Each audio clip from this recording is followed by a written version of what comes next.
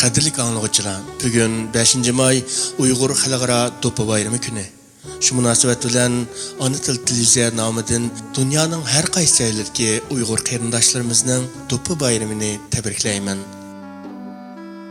Assalomu alaykum qadrlik anlıqçılar. Anlayotganinglar mahallamni yoritgan Ay bilan suhbat programmasining hayot hikmatlari sahifasi.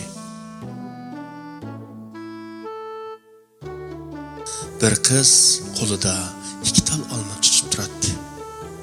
Shu vaqtning o'zida onasi kirib keldi va so'radi: "Mening hasal qizim, onangizga shu olmalardan birini beramsiz?"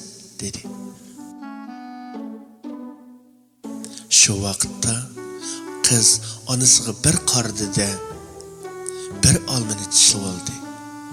Yani tezlikte ikinci almanını tishlab oldi. Anası bunu görüp yüzündeki tebessüm yok idi ve açığı geldi.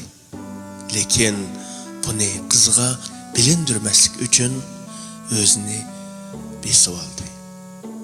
Kızı bolsa almadan birini ilip anasına tuttu ve mundaq dedi: "Apa, mana bu sizge.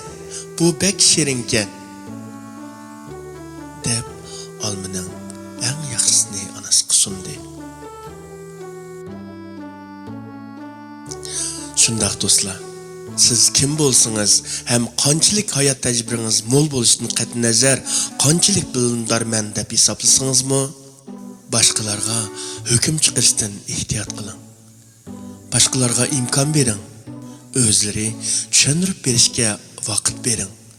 Siz ko'rib anglab turgan narsalar haqiqat bo'lmasligi mumkin. Hech qachon birovlar uchun aldirab qo'yarsiz qolmang.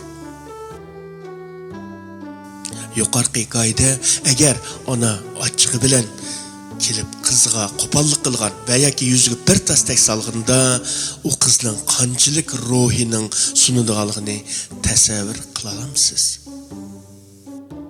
Programımızı yoqtirgan bo'lsangiz, programımızga ergashing.